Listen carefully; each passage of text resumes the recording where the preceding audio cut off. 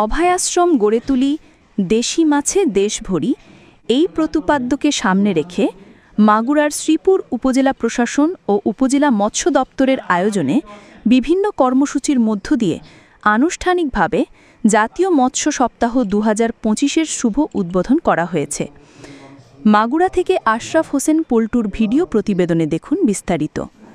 এ উপলক্ষে সোমবার সকালে উপজেলা পরিষদ চত্বর থেকে এক বর্ণাঢ্য র্যালি বের হয়ে শহরের প্রধান প্রধান সড়ক প্রদক্ষিণ করে কুমার নদের উন্মুক্ত জলাশয়ে রুই, কাতলা, মৃগেলসহ দেশীয় প্রজাতির মাছের পোনা অবমুক্ত করা হয়। পরে উপজেলা পরিষদ মিল্লানিতে আলোচনা সভা ও মৎস্য পুরস্কার বিতরণী অনুষ্ঠিত হয়। শ্রীপুর উপজেলা নির্বাহী অফিসার রাখি ব্যানার্জির সভাপতিত্বে আলোচনা সভায় স্বাগত বক্তব্য রাখেন শ্রীপুর উপজেলা মৎস্য কর্মকর্তা জসিমউদ্দিন।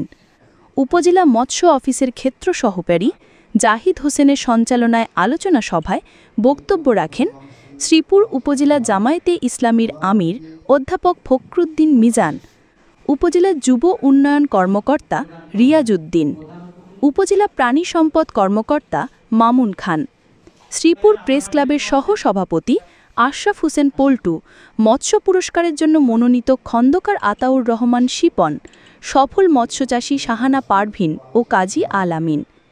এ সময় অন্যদের মধ্যে উপস্থিত ছিলেন উপজেলা প্রকল্প বাস্তবায়ন কর্মকর্তা রুহুল আমিন পাপন, উপজেলা কৃষি কর্মকর্তা কৃষিবিদ হুমায়ুন কবির, মাধ্যমিক শিক্ষা কর্মকর্তা আব্দুল গনি, সমাজসেবা কর্মকর্তা আব্দুর রাজ্জাক, উপজেলা জামায়াতে ইসলামের সভাপতি মোল্লা মিজানুর রহমান, শ্রীপুর সদর ইউনিয়ন পরিষদের প্যানেল চেয়ারম্যান আব্দুল মালিক মিয়া, দারিয়াপুর ইউনিয়ন পরিষদের প্যানেল চেয়ারম্যান গোলাম মৌলা, গয়েশপুর ইউনিয়ন পরিষদের প্যানেল চেয়ারম্যান হাসিনা বেগম সহ উপজেলা প্রশাসনের বিভিন্ন দপ্তরের কর্মকর্তা, সাংবাদিক, মৎস্যচাষী ও সুশীল সমাজের ব্যক্তিবর্গ।